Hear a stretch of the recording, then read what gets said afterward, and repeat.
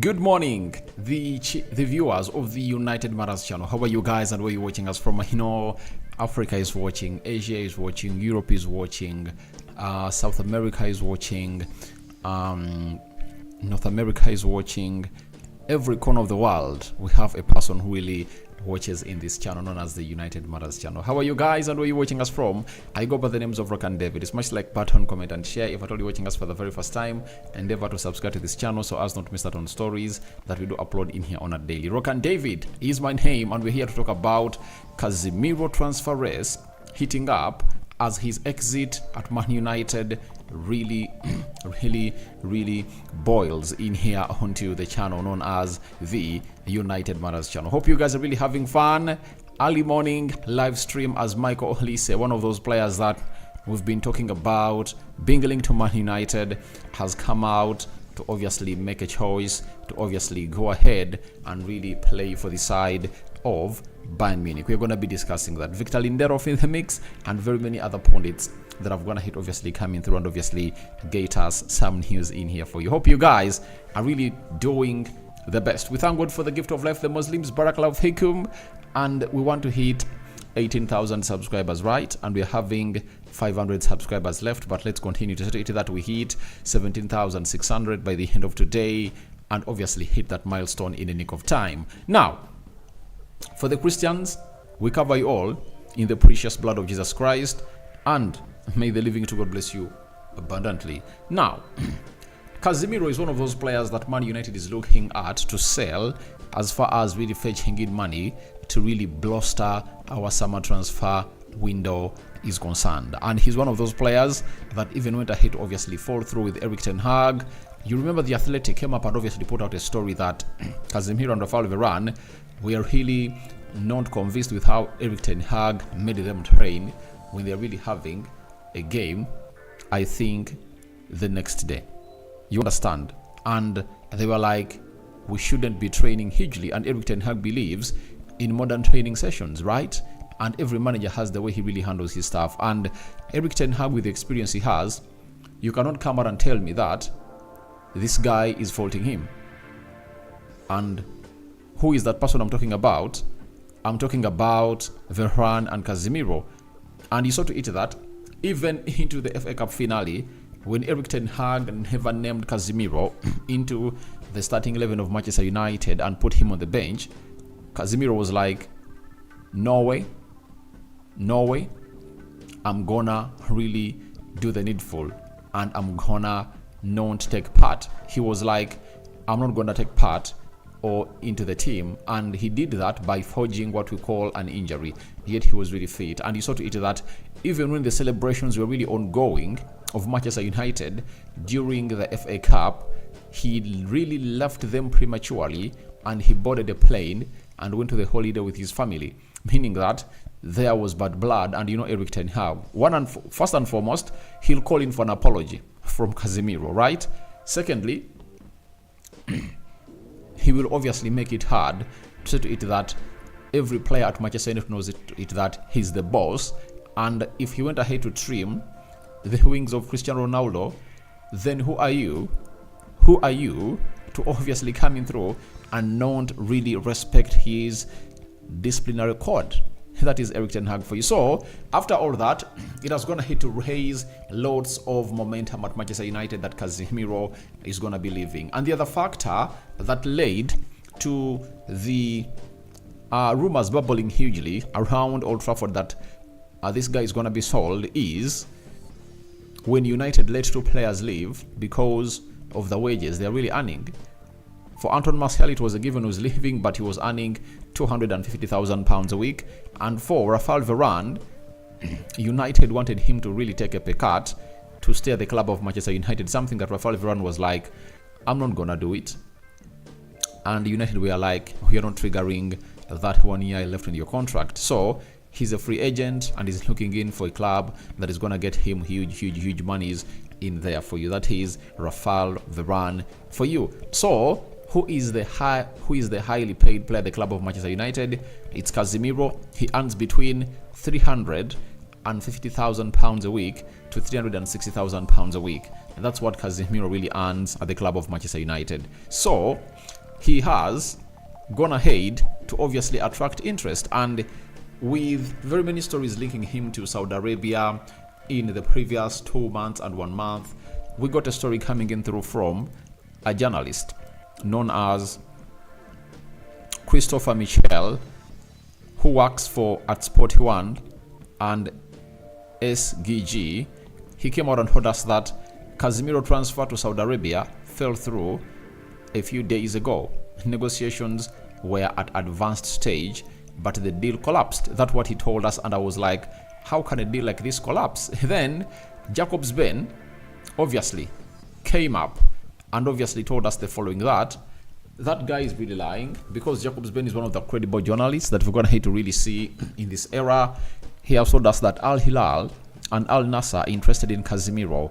Saudi Arabia deal makers would be looking to pay between 30 to 35 million euros plus add-ons. Casemiro still needs persuading to go to Saudi Arabia. And this is where I ask myself, how is this going to happen? You know, Manchester United are not willing to sell Casemiro for that amount of money, first and foremost. That is, they believe Saudi Arabia should pay more. If they paid that same amount of money for a player like Khalid Koulibaly, you know, how can they really offer that amount of money to Casemiro? As Manchester United will be like, no, we are not really interested into that. So Jakobsben has gone ahead to rubbish all what is being said about Casemiro, that he's that kind of player that the Saudi teams are really out of the race. They're really into the race, but they don't want to see to it that they get in what we call a ransom. They don't want to get ransomed for Casemiro. And for Manchester United, what is most important about Casemiro being in here is all about the money that Casemiro really earns. Casemiro earns 350,000 pounds a week times 4, that is a month, meaning that he earns 1.4 million pounds, right, a month. When you multiply it by the number of months we have, that is 12, meaning that Casemiro earns close to 17 million pounds a month. So if you keep him at the club of Manchester United, you all know the story, you know the duels, that you'll be paying him 17 million pounds a month, and Manchester United has been paying that amount of money to Casemiro ever since he signed from the side of Real Madrid.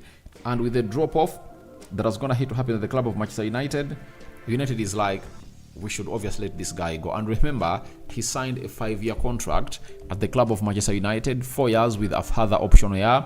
And if you keep him around, that means you are gonna spend 34 million pounds on Casemiro on salaries, and his price will depreciate. So if I'm Ineos, should I really get in the 30 to 30 something million euros?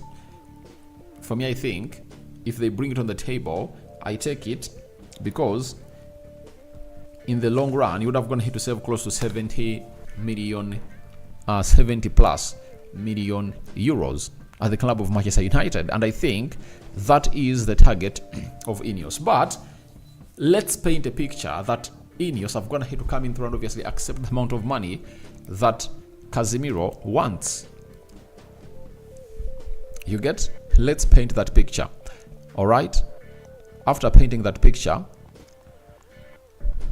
a huge question, a huge ask will come in through.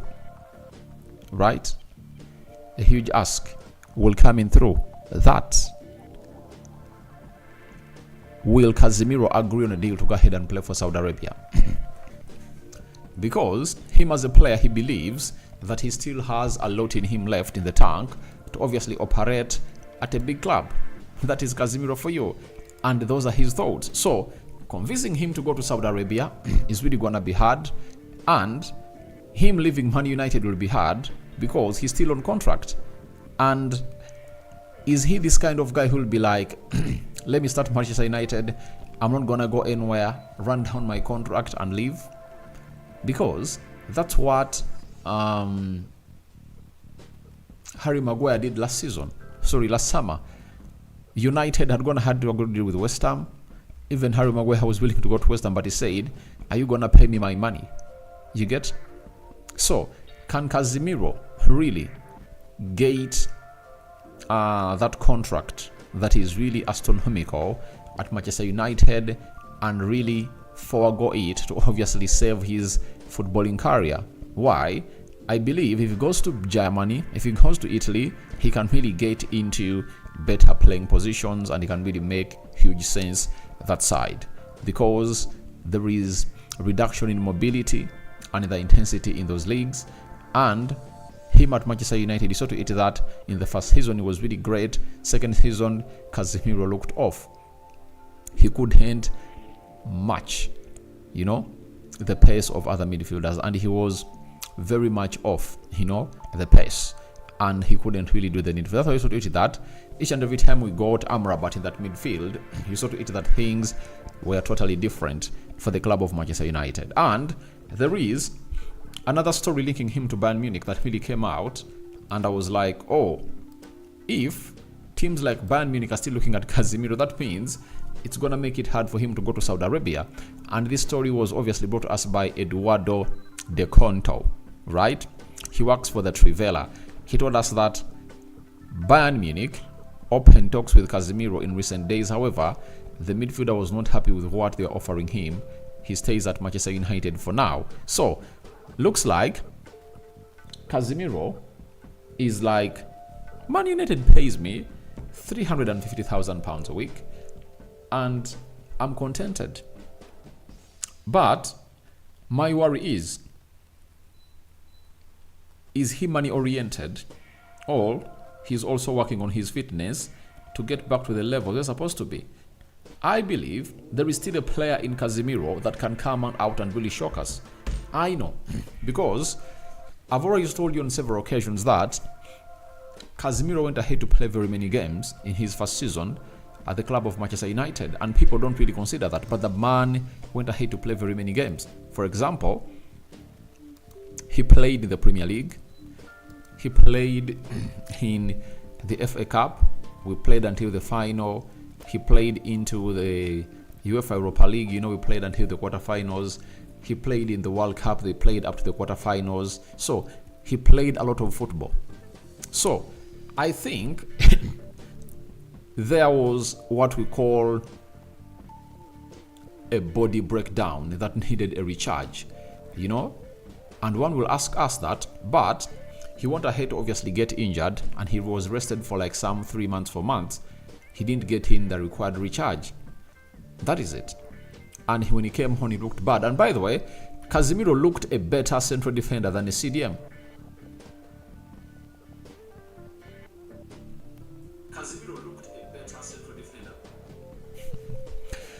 Casemiro looked a better defender than a CDM. So, to my understanding, I have come out obviously get to know that Casemiro might really get back to his levels, and let's wait and see the preseason, Though, I wouldn't like to see Casemiro training with the club of Manchester United if at all Man United want to sell him. I'd love to see to it that we obviously start off the preseason with new CDMs that are really going to get the club to where they deserve to be. That is Casemiro for you. So, as I look through the Casemiro business, it's still 50-50. He can stay at Manchester United, he can go away. Because even if you're earning £500,000, or £1 million the club of Manchester United, and you're putting in results, no one is going to come out and complain about the wage bill. No one. For example, imagine if at all Casemiro had a very wonderful season of 2023-2024 like he had when he came in through from Real Madrid. Would anyone raise a concern about Casemiro that he's not really doing the needful? I bet not. No one would have gone ahead to come in through and obviously said anything about Casemiro in as far as his side is really concerned. I believe he would have gone ahead, obviously coming through and really put in the required shift as a guy who really does the needful for the side of Manchester United. But the worry was that drop-off really worried very many people. Casemiro's drop-off worried very many people, and that's why Ineos are like, why don't we let him go and get in a player, or and get in two midfielders who can really share the salary that he earns, because if you get in Yao Neves, I know he'll be at like 15 million pounds, sorry, 150,000 pounds a week. If you get in Amrabat, he will be between 100,000 to 150,000 pounds a week. That is it. And you'll have a balance of 50,000 pounds that you can use to top onto, that you can use to obviously top onto the salary of another player that is going to be coming in through at the club of Manchester United, meaning that you dislodge Casemiro out of Manchester United, you get in three players that can share his salary, and that is the plan of Ineos. And I think if we get in like Yao Neves, you get in Yao Neves, you get in Amrabat, they share 300, and then you get in Joshua Zexi and you tell him, please, I'm going to get you 150,000 pounds, meaning that out of the 150,000 pounds, you get, guys, please, Magnum, that is a bed. That is a bed, and you have to agree with it, because it is really one of those beds I put behind, you get, and you might not be wanting it, but I think it spices up this life. Let's all admit, you get, the bed is okay. I don't know what's wrong with it, but let's obviously continue on to that. Casemiro, money can be used to pay three players at the club of Manchester United that you're going to be bringing in. So I think that's what Ineos is looking at, and I ask myself, what is it going to take for Man United to obviously make a decision on Casemiro as soon as possible? Why are we taking this long? Now, if the list of players that you're going to sell is Maguire, right, Bissaka, Lindelof, Eriksen, who else? Casemiro, Sancho, and Donny van de Beek, plus Mason Greenwood. 1, 2, 3, 4, 5, 6, 7, 8. Now, that is a list of 8 players. If you are having a list of 8 players, guys, and right now, the best you've gonna hate to do is to move on. Oh, thank you, my brother. Thank you, my mother. Hannibal Mabry. You get Hannibal Mabry. Now, if you are having close to 10 players you're going to sell, and the best you've only gonna hate to do is to move on players who are on a free, that is Fosun Omari has left on a free, Anton Martial is gonna hate to leave on a free, and Varane is gonna hate to leave on a free. And we are still left with almost a full lineup of players that we are supposed to obviously sell. There is even Pelestri. Thank you, my mate. Thank you, my bet, for obviously doing in that. So, look at that. It's a full 11 of players. And if at all, we ended this season on the 26th of May, and it's coming to a month, and we haven't sold any player right now, something is wrong. Something is wrong, because you can't really try to bring in new players when you still have players to move on, because you can't tell me that Sancho, who is not in the plans of the manager, he's not willing to apologize to Erik ten Hag, hasn't gone ahead to get sold. You know, we should get these deals out of the way. Let's admit that we went ahead to make some losses, and after making those losses, we should obviously know that the previous regime was responsible for them, and we are not gonna carry them on our back. You know, if you want Harry Maguire to leave, let him leave. One will tell me that, Rokani, to get in players, you have to first get in the replacements and then sell them off. Now, why don't we concentrate on to getting in replacements? That is the big question. You get these deals can be done really swiftly, but I don't know what exactly is really happening.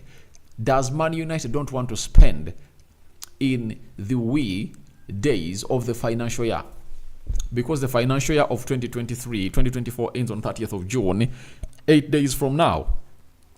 Should we expect huge business coming in through to be done in the financial year that opens up on the 1st of July? But remember, last season, when did we sign Mason Mount? Let me check here. Mason Mount. Let me try to obviously find Mason Mount, because he was the first signing of the summer transfer window of 2023 2024. It was on the 6th of July. So let's wait and see how that pans out. But even if it was the 6th of July, I remember Fabrizio Romano pronounced a "here we go," right? I think before, right? The "here we go" came in before. Let me see. Here we go. Let me see the date. Mason Mount to Man United, here we go. When did Fabrizio Romano really pronounce it? Fabrizio Romano pronounced it on the 29th of June 2023, meaning that might be that duel, and United will be okay with it because they want to obviously sign a player. They want to obviously sign a player towards the end of the financial year, and obviously unveil him, already make it as part of the business of the financial year of 2024-2025. That might be what is really happening at the club of Manchester United. So during all the signings we're going to have to make, even if you remember Eric Ten Hag, when did he make the first signing of Malacia? In July. You understand? That was 2022. 2021, when did we make the signing of Jadon Sancho? Obviously for Sancho it came in early because we are going to the Euros, and they wanted to obviously make it done and dusted. They pronounced it was pending approval in there for you. He came in early. Then for 2020, we all know that the first signing was Donny van de Beek, if I'm not mistaken, because in that summer United brought in Donny van de Beek, Edson Cavani, Telles, Pelestri, Amad Diallo.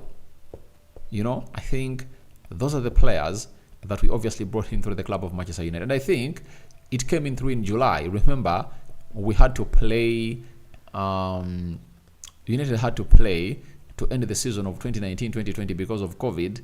And we ended the season in July, and the summer transfer window really opened up in, I think, July. And that's when we went ahead to sign the guy called Donny van de Beek. So it has been a trend of Manchester United to obviously sign players firstly in July in the new financial year. So we might see huge activity commence in the first week of July, and we might get the first "here we go," all a David Austin agreement that's going to have to be agreed in principle between a player and the club where he plays for Manchester United towards the end of this month, according to how we've gone ahead to see United doing its business in the previous financial years. But for Casemiro, it looks like he's really going to find himself in a position of really leaving the club if United really does the needful. Then Magnon was asking about the music. That's a bed. It's a bed. Like, it's a bed in the background that he really, I think it flavors off the live. That is it. Then Baluku Joffrey. Godfrey. Hey, David. This is Godfrey live here in Western Uganda. Renzori, I thank you for the update you are trying to give us every day. Thank you, my mate. Then he played out of position and had a hard time first few games. Then he recovered. I think, by the way, for me, I believe he played well in the central defense. I don't remember any game where Casemiro went ahead and obviously gave us a very huge performance as Casemiro levels in the central midfield. You get? It really lacked a little bit, you know? But every time he found himself played into the central defense, however much he made a mistake in the game of Crystal Palace and the game of Arsenal that resulted into us conceding goals, but he looked solid. He looked solid into that central defense and very much composed, building well from the back. And I was like, Casemiro, what is going to be the plan? 31, 32 years of age now. Then we can buy only after we sell. Limited budget. It's not 50 million euros. No. United has a budget of 100 million pounds. I tell you this. United budget is 100 million pounds. You get? Because you can reflect the incomes of Manchester and the expenditure. You get? Now, United's income is going to vary between 400 million pounds to 450 million pounds. I tell you, that's where United is going to be varying in its income. And its expenditure is not going to be all that far off from what we spent last season. You understand? And with Man United offloading Antoine Martial, who has been earning £1 million per month, and that is close to 12 million. Those are 12 million pounds a year. Getting off a player called Rafael Varane, who was earning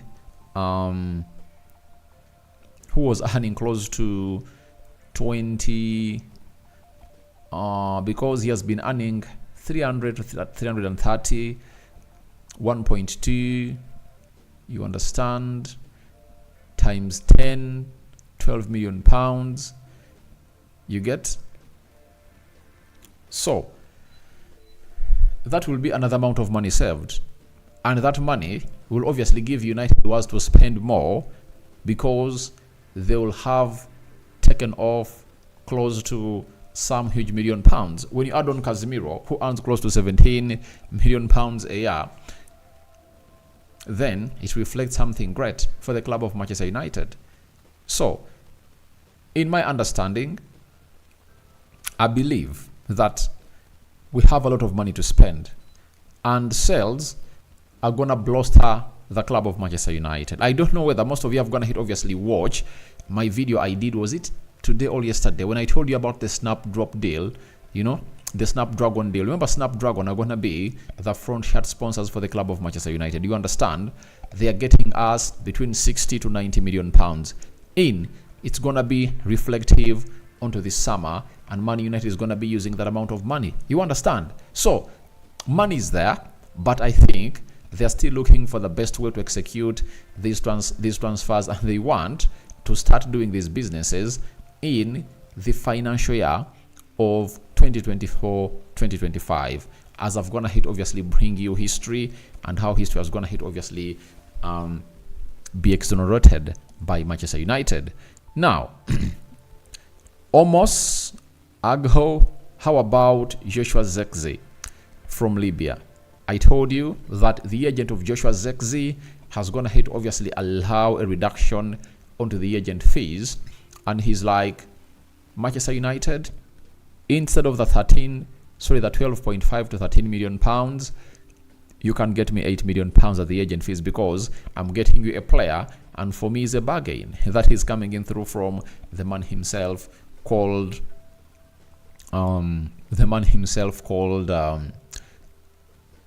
is it Kia, the agent. So that is it. But I know by today morning would have gone ahead to get more stories. Then Amos, we need Gerard Braithwaite and sell Maguire. Yeah, but for Gerard Braithwaite, it's still stalling because Manchester United don't want to pay 75 million pounds for Gerard Braithwaite. And by the way, I don't want us to obviously look at Gerard Braithwaite a lot. You know, he's really young and talented, but why should we be ransomed? I don't want United to be ransomed. You know, there are better centre backs at a cheaper price that can come in through and really do a job better than Gerard Braithwaite. You think Gerard Braithwaite is better than Lisandro Martinez? But Lisandro Martinez came into at like 50, 56 million pounds from Ajax. You understand? So don't really be fooled by this cloud trying to be chased by the English media. If the player is that amount of money, why should we go in for him? We shouldn't go in for a player like him for that huge amount of money. According to me, I don't know what your thoughts are about it, but I don't find it legit for us to go in for a player and pay that huge amount of money for him.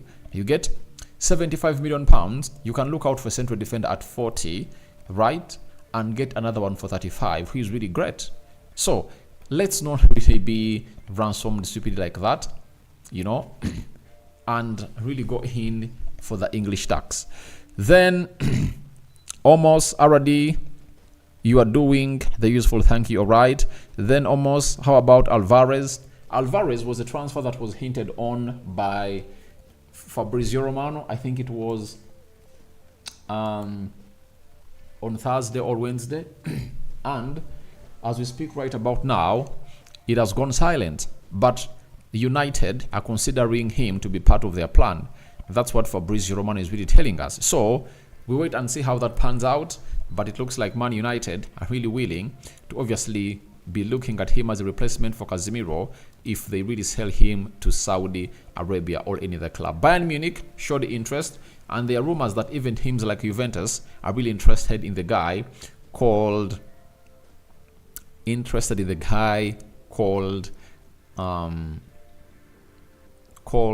Casemiro. So we wait and see how stuff will pan out.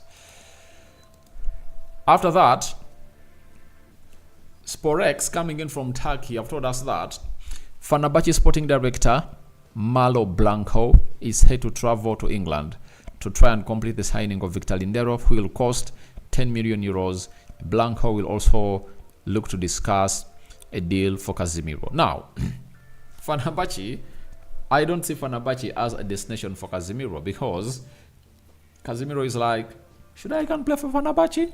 He still wants to stay in the spotlight to obviously be considered when they are picking the national team of Brazil. And he believes maybe that the best choice for him to make is to stay at Manchester United, fight for his position. After fighting for his position, then he will get back to where he deserves to be. But I believe if Casemiro finds his mobility back, you know, and really gives us a season like he gave us in the start of the season of 2022-2023 until it came to an end, I think he will obviously get back to the Brazilian national team. But he looked bad when we returned from injury. He really looked bad, and he was really yards off. He was really miles off from other players. He couldn't obviously meet their mobility, and nothing could obviously take shape into the mix. That is Casemiro for you. And we've gone ahead to N'Golo Kante. One of the reasons as why Casemiro thinks that he shouldn't go to Saudi Arabia and he should be convinced to go and play that side is because he might be losing touch to the Brazilian national team. Look at N'Golo Kante. He has been playing for Saudi Arabia, and he has gone ahead to be the starter into the CDM position of France, and none of the players has gone ahead to come out and obviously outplay him in that position. The Yusuf Fofanas have gone ahead to be on the bench. The Turams, you know, they've gone ahead to be played on the bench. So I have a huge belief that he can go to Saudi Arabia and obviously secure a position into the Brazilian national team, because look at how N'Golo Kante and even Neymar, the Brazilian national team who plays, I think, for Al Hilal, he's one of those players that has always gone ahead to be called the national team of Brazil when he's playing in the Saudi Pro League. Cristiano Ronaldo is keeping his position at Portugal, you know, but it depends on to what decision this guy is here to make with his wife and so on and so forth. And for Lindelof, 10 million euros, I don't think that United will be willing to sell him for 10 million euros, you know, because that is really few, like a lot of money. That is really an absolute steal. I think if it'll take me 15, 20 million euros, better. But Manchester United won't allow the 10 million euros. I tell you, they'd rather really give him a new contract and see to it that they obviously keep him around for some other time into the mix. Then we all know that David Olise has been the role of Manchester United for a very long time, and finally David Austin has told us that exclusive. Chelsea withdraw from the race to sign Crystal Palace winger. Crystal Palace held talks with Chelsea held talks with Crystal Palace. 22-year-old plus a 22-year-old, but failed finances involved beyond reach instead plan to reward existing players and new recruits. And when Chelsea pulled out, we obviously got to know that there is something developing. I was like, has Manchester United gone ahead to hijack the deal? I was waiting for the next tweet of David Austin, but David Austin came in through and really said the following, and it was all about Bayern Munich obviously going to take over. So he told us that Michael Olise has chosen to join Bayern Munich. Bayern Munich among 3 clubs, Chelsea, Newcastle, to contact Crystal Palace last week, and now expect to agree deal with Crystal Palace for 22-year-old winger whose contract includes release clause. That is David Ornstein for you. Now, I'm really excited. I tell you what, I'm excited for Olise not to come in through at Manchester United. You know, it will be like suffering from headache and knowing that paracetamol will heal it, and you want to go in for a drug that is really expensive, that cannot heal headache, but can heal a disease that is not even part of the disturbances on your body. That's what United we are trying to do. Why on earth would we go in for Olise? Is he really a player that we need at the club of Manchester United badly? No, because our position have always gone here to be out clear. Central defense, right back, CDM, striker. Those are the 5 players we need at the club of Manchester United. And Olise is surplus to requirement. And I'm very much excited because this has gone ahead to happen after we brought in a story from Samuel Lucas and people bashed it that Amad Diallo is seen as untouchable at the club of Manchester United. He has gone ahead to be bracketed in the same category with Kobe Mainoo, Rasmus Højlund, Dallo, and Alejandro Garnacho. You get? I saw some people who rerun fan channels of Man United because they had predicted that Olise is going to come to Manchester United. It's really hot. It's coming in through. It's happening. And now, when that story of Amad Diallo came in through, it was like knocking Olise out of the equation. And I was like, that is the team I support. That is the team I love. You have to give Amad Diallo his time to enjoy. Towards the end of the season, he really had a very brilliant display.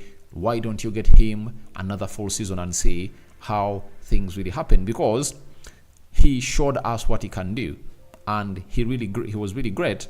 And why would someone be campaigning for Amad to leave when Amad had the same stats with Anthony, yet Anthony went ahead to play very many games as compared to Amad Diallo? When you look at Anthony, let's be real and let's come to reality. I'm this kind of person who obviously comes in through to really give you what we call a lot of start-oriented news. Anthony went ahead to play 29 Premier League goals, scored 1 goal and 1 assist. Right? Amad Diallo played 9. Hear me out. Amad Diallo played just 9 Premier League games, scored 1 goal and 1 assist. A man who played times 3 plus the number of games that Amad played had the same number of starts like Amad. Let's go to, he played in the FA Cup, and I think he scored 1 goal, and the same applies to Amad Diallo. He scored 1 goal. When you look at Amad Diallo, he scored 2 goals and put up, I think, like 2 assists, and it's the same number of starts that Anthony went ahead to register for the club of Manchester United. Now, Anthony is 24, Ahmad is 21. If you are Manchester United, who do you really leave at the club of Manchester United?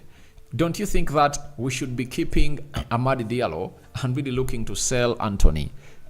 If they are telling me that we are selling Anthony and you're getting in Olise, I'll be like, right, let Olise come in through to compete with Amad Diallo.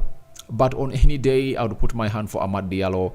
I would love to see him enjoy a season, and let's pray to it hard that he doesn't really get the injury he got while in the preseason when playing against Arsenal in the US preseason tour.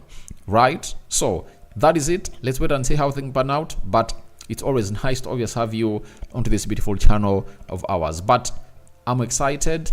United are off Olise, and it looks like we don't go in for any wide player. Let's obviously concentrate on the problems that costed us our season.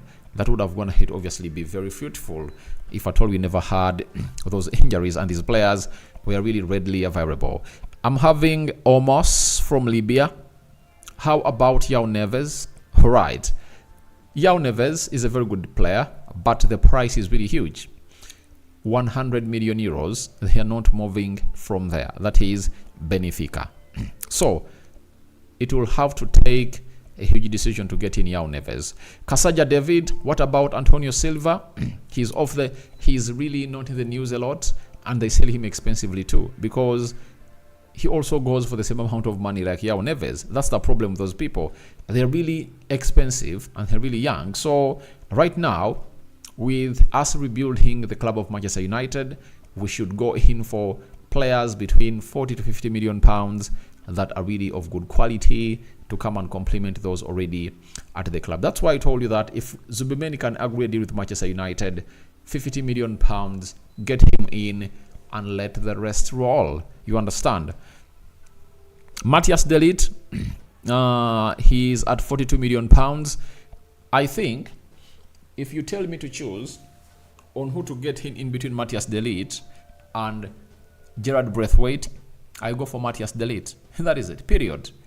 Proven player, winner, he's a leader, worked with Eric Ten Hag, and I think they can form a very good centre-back partnership with Lisandro Martinez. But it has gone silent, and we don't know how and don't know when it's really going to develop. But United are really lining up other alternatives for the guy.